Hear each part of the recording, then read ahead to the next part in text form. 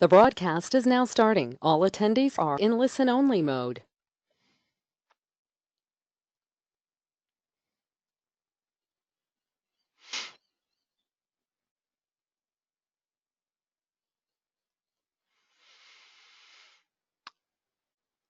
Well, good morning or good afternoon, wherever you are in the world. Welcome to the 4 ways to persuade anyone about anything. So I welcome you warmly to this 30-minute webinar, which is an introduction to the Influencing Capabilities Framework and the Influencing Capabilities Profile.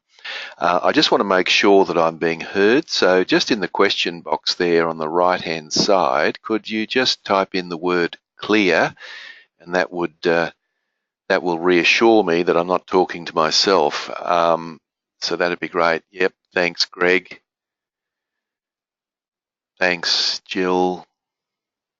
Thanks, Leanne. Thanks, Ben. Thanks, Marina. Okay, it sounds like I'm coming across loud and clear, which is obviously reassuring to me. Now, if you've got questions through the broadcast, could I ask you to type them into the question box there, and I will deal with them as I see them, rather than wait till the end, because sometimes there's an awkward pause while people are thinking about the question that they need to ask. So as soon as you think of something or you want to make a comment or an observation, do so the moment you think about it, and I'll keep my eyes peeled for the question box there on the right-hand side. All right, so why am I interested in the word influence or the whole concept of influence? Well, I guess when I was researching influence, I found that at one end of the continuum, there was some academic work done on influencing, but I found that it was a little bit too esoteric and not really applicable to practical situations. And on the other side of the continuum, I found a lot of salesy type material, which I didn't think was really applicable for leadership. So I kind of thought to myself, well, there must be something in the between that would be useful. And that's where I came to the conclusion that, and the design of my influencing capabilities framework, which I'll share with you today. All right, so let's get underway. Basically, there are a couple of things that I want to run through today. I want to talk about what influence actually is and what it isn't. And I want to share with you the influencing capabilities framework that I mentioned before.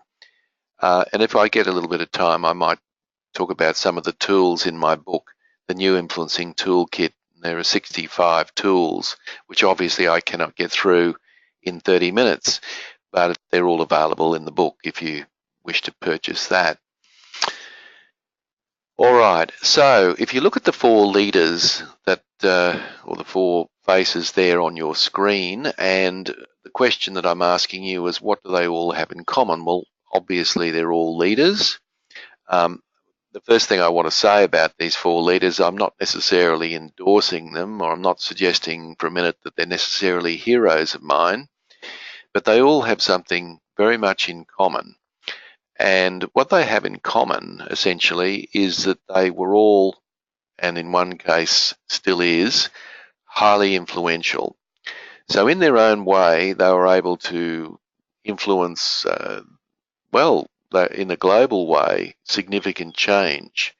So they're all highly controversial. There's no question about that. Some people will warm to some of these images that I've got on the screen and others won't. That's not the point. I want to use them as exemplars of influence because each of them actually used an influencing style to great advantage. So at the top there, we've got Al Gore, former Vice President of the United States of America and climate change activist. We've got Margaret Thatcher, who was 10 years Prime Minister of Great Britain. And we've got Dr. Martin Luther King, who was a civil rights activist in the 1960s. And we've got Mother Teresa, who was recently anointed a saint by the Catholic Church for her work in the streets of Calcutta and other places of poverty around the world. So I'm going to talk about each of them and use them as examples to help you understand how the 4 influencing styles actually works. All right. Now, let's be clear about this. What is influence and what isn't influence? Because I think when you mention the word influence, people start thinking, oh, well, we must be talking about manipulation or being cunning or underhanded. It's not necessarily anything like that. So this is my definition of influence. I'm sure you could get many other definitions if you Googled it, but in my view, influence is the power to make other people agree with your opinions or get them to do what you want willingly and ethically. So I've highlighted key words there. Influence is based on power, and the most important part of that definition is to get people to do things willingly, that is, because they want to do it, not because you want them to do it only, that they willingly come to a new way of thinking or do something that they perhaps weren't going to do in the first place. And ethically means transparent, and so it was all done very clearly and it wasn't a form of manipulation. So I just want to make that absolutely clear before we go any further, in case anyone's got any kind of preconceived ideas about what influence actually is.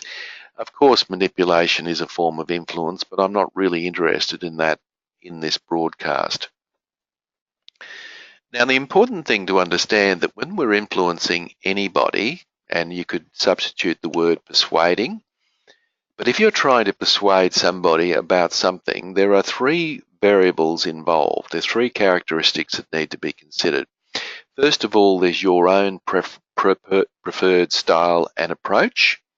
So we all have a preferred style and approach, whether we're aware of it or not.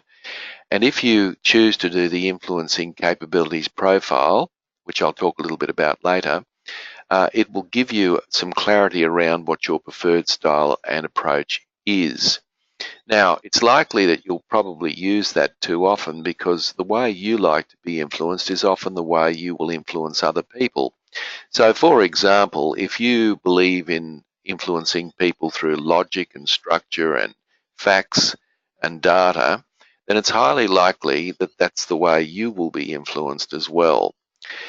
So there's your style and approach. There is, of course, the other person's style or approach, and of course it could be persons, it could be a group of people that you're influencing, but nevertheless they've all got their own style and approach, whether they're aware of it or not. So they'll all have their own biases around how they like to be influenced. Now, of course, we can't put them through the influencing capabilities profile necessarily, unless they're your team, of course. So the principle is to try to use a variety of different styles and approaches, and hopefully one will hit the mark. And the other variable that's important is the context. Now, different situations require different forms of influence. Now, the problem is you can't go through and consider all of those three things, particularly in a spontaneous situation. So the principle here is that we should be as flexible as we probably can be in terms of the way we might present to the other party or parties. So, and of course that's partly what this broadcast is about, is to show you 4 of those different ways or strategies for influence. Now, the other important point about all this is that everybody in the world is actually influencing, or attempting at least to influence, other people all the time. We want to influence our children, we want to influence our partner, we want to influence our friends, we want to influence our colleagues, we want to influence our boss, we want to influence our team members. It never ends. And I think it's important that we accept the fact that leaders are actually in the business of influence. They're what I'd call a professional influencer. So it stands to reason that people should become good at it. They should practice it and become good at the art of influence, if we could call it that. Now, what you're seeing or will see very shortly on your screen is my particular influencing capabilities framework that I designed, as I mentioned earlier, because I felt that there was a gap in the market. It's a fairly simple model. It's a 2x2 matrix, and what you can see is at the top, you can see that there's a push and a pull style. So that's the first dichotomy or difference. So let's actually have a look at what I mean by push and pull. I've just put a little graphic up there on your screen, and you can see by push it's more of a directive, giving information, proposing style. And then the pull style is more seeking out information, being more collaborative, building on the information that other people might present.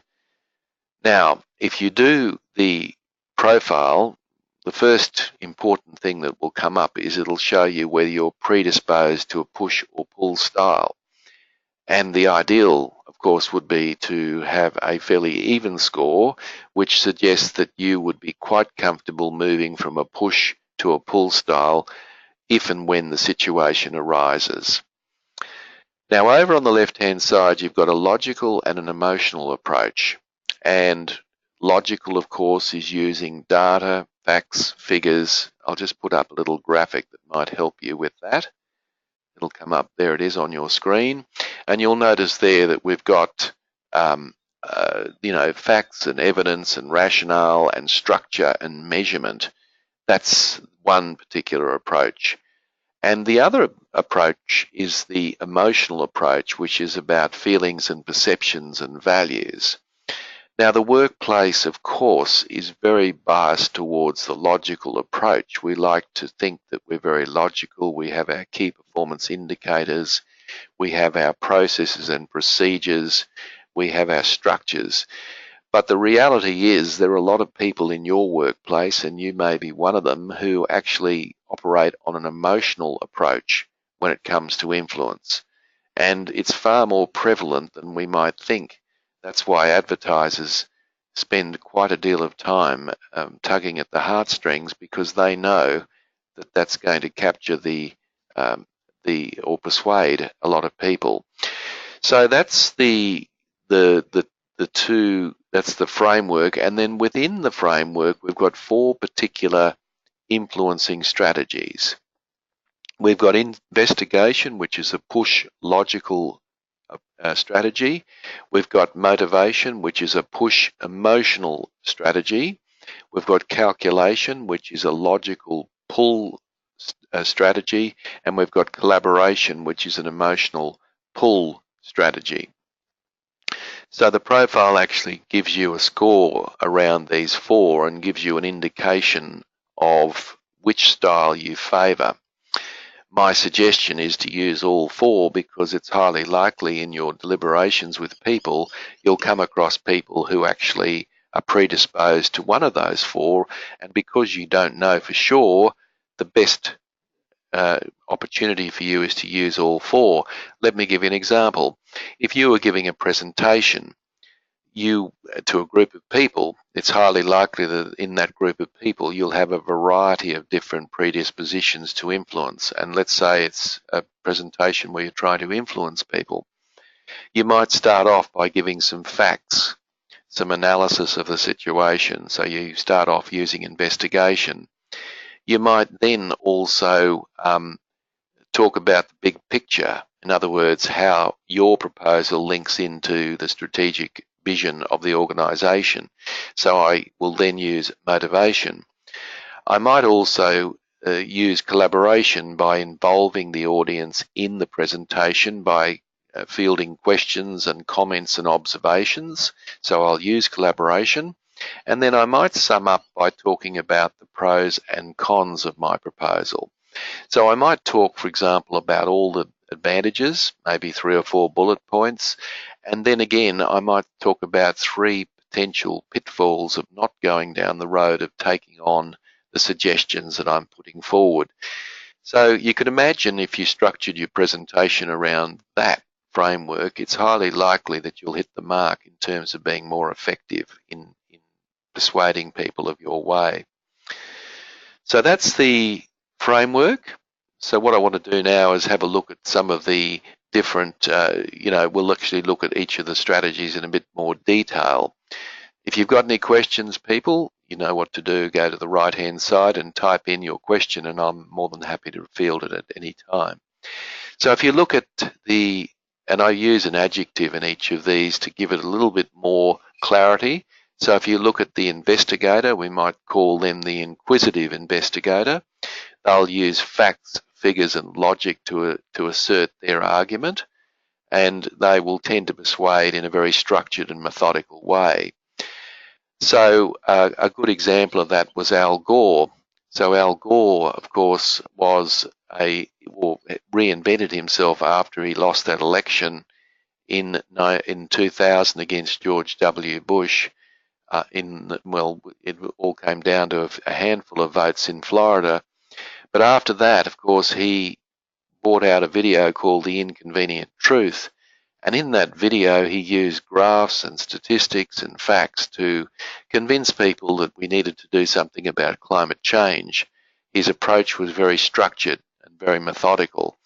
I believe that when he was in the White House, he was a very devastating debater. He was very good at being able to rebut other people's arguments and advance his own. So very much the inquisitive investigator. So who, in terms of careers, are likely to use this? Well, police, of course, have to marshal their resources,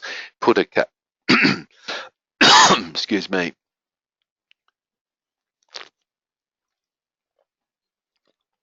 advance a case before the courts.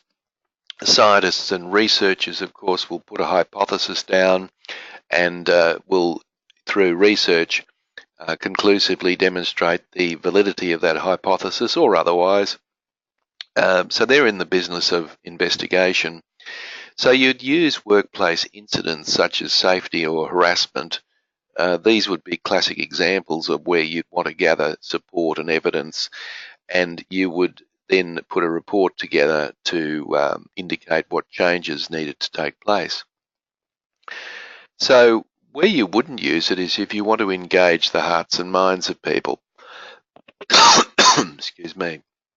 And when you want to engage the hearts and minds of people, using logic is not necessarily the right way to go. And that's why sometimes we fall flat when we try to influence people, because essentially what's happening is that we're using the wrong strategy in a situation that requires a different strategy perhaps, or maybe it might be that the other person is not predisposed to that particular strategy. So let's have a look at the calculator. I couldn't think of a better word, and I suppose when you think about it, a calculator doesn't sound like a great label to put on something, but it's not necessarily underhanded or anything like that. But calculators will have a tendency to promote the positives of a proposal, and they'll highlight the weaknesses of the current position. So they're very good at drawing a line in the sand and letting people know where they stand. So people who will over-rely on key performance indicators and processes in the workplace would probably likely fall into this category. So they use logic basically to advance their case, but they do it in a structured way, but they do it in a way where they talk about the pros of their proposal and talk down the circumstances for that proposal. So, for example, I walked past Harvey Norman's the other day, and there was a sign on the door saying 40% off all laptops. I thought that's interesting. I wasn't planning to go in there, but I decided to on the basis of that sign. As soon as I walked in the door, there was another sign saying must purchase by the close of business today to reap your 40% discount.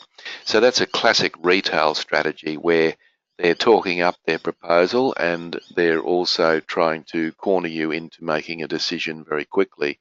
So Great Britain Prime Minister Margaret Thatcher, people knew exactly where they stood with her, whether they liked or disliked her. There was no question that they knew what she stood for, and she would prosecute her case with great vigour and also persecute the opposition case, and would do that to great effect.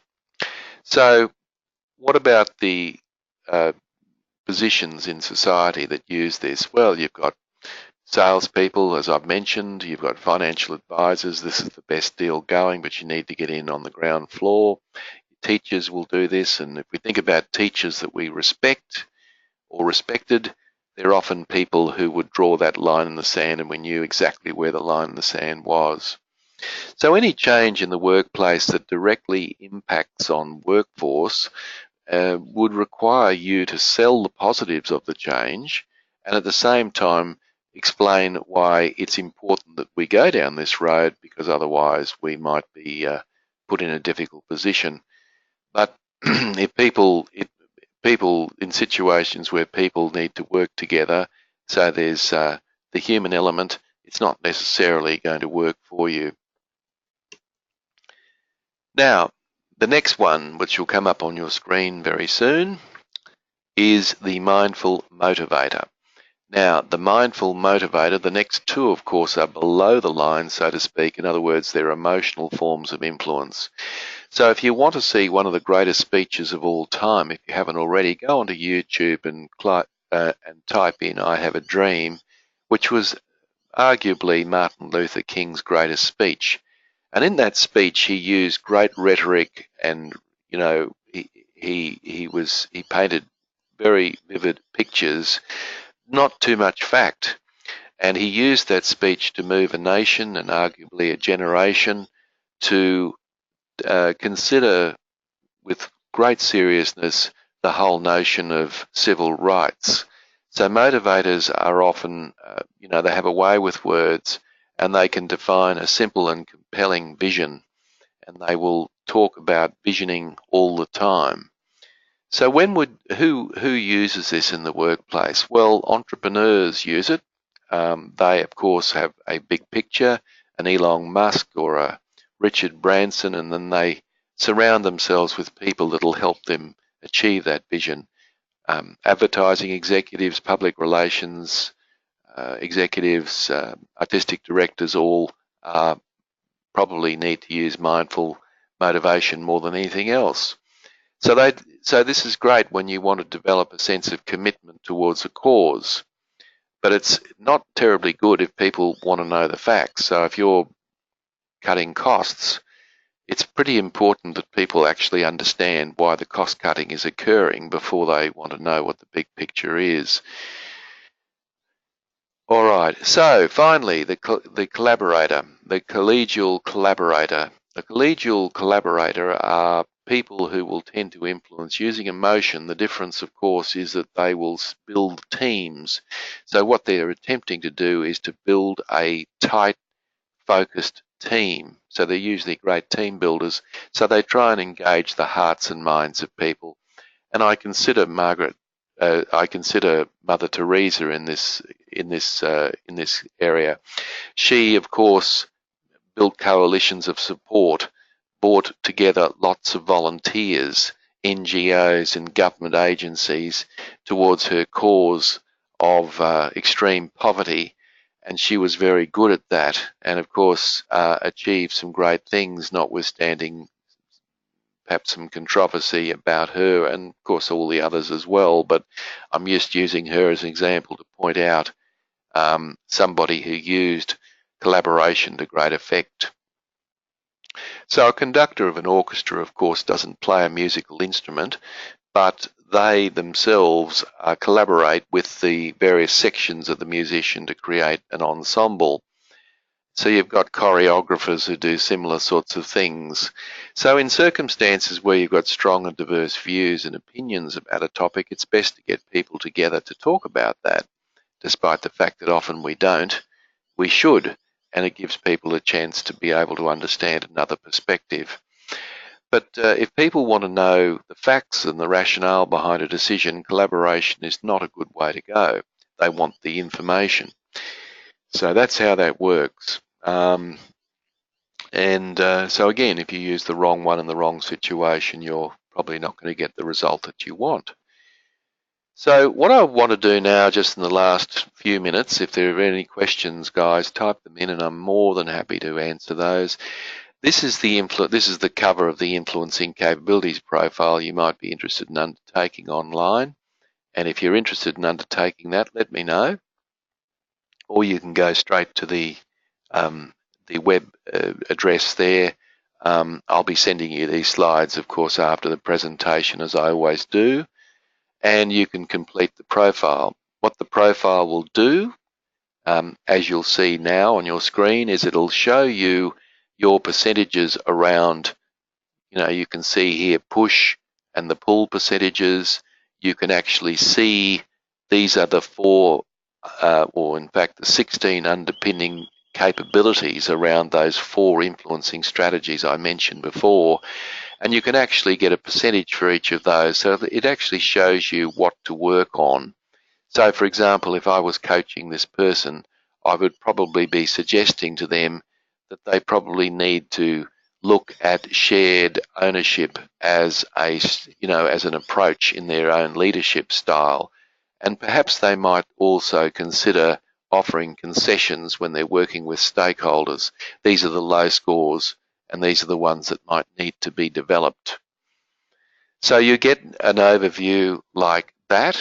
You also get other graphs such as this, which shows you on a hierarchy what your highest and lowest strategy is, and it gives you in one snapshot the areas that you need to work on, which are these ones down in the lower end, and the ones at the higher end are ones that you may not need to rely on too much. And there are other graphs in there that will work for you as well that indicate, what extent you use the push-pull style, how much extent do you use the logical and emotional approach, and so forth. So you can do that for $79, which is inclusive of GST, and you can just purchase that online. If you're interested in doing that, let me know, or you don't even have to let me know. You can go straight in and do that if you wish to do that, to get a report which produces a 14-page report, and it's fairly comprehensive and gives you some really good ideas of where you should be working in terms of improving your capacity to influence other people. So I would commend that to you.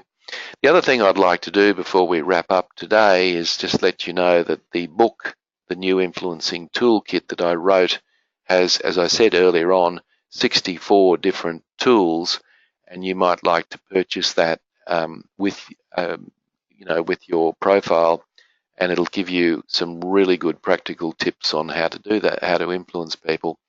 So I'll give you a 20% discount if you get back to me via email by the close of business today, and I'll sign that book for you and get it straight in the mail for you. So there's a little incentive for you to think about. And finally, I'd just like to remind people who may not know that I've got a Lunch and Learn series coming up fairly soon, just after Easter, in fact, and in that Lunch and Learn, basically this is done via webinar, and there's the topics in front of you. I won't run through them all now, but you can do that online. Each module is an hour long, and you get a copy of the slides, you get a copy of the presentation and the actual recording as well, and you also have unlimited time with me via email between sessions, and there's usually 2 weeks between sessions. You're given homework to do, which is very practical, and things that you need to apply in the workplace, and you receive a copy of a book, not the one that I shared with you earlier, but you get a copy.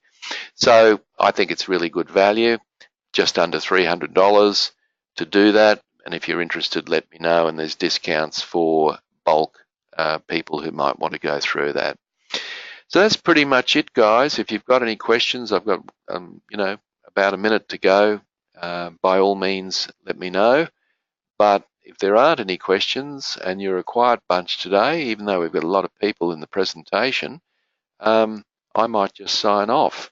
And if you do have any other questions, you can contact me at the email address just at the bottom on the left-hand side. I will also send you a copy of these slides this afternoon, and you will also get a recording of the presentation as well. So thanks, Patricia. Thank you for your kind comments there. I appreciate that very much. You'll get a comment. You'll get both of those things, and you can review those. Thanks, Jill. I appreciate your comment as well.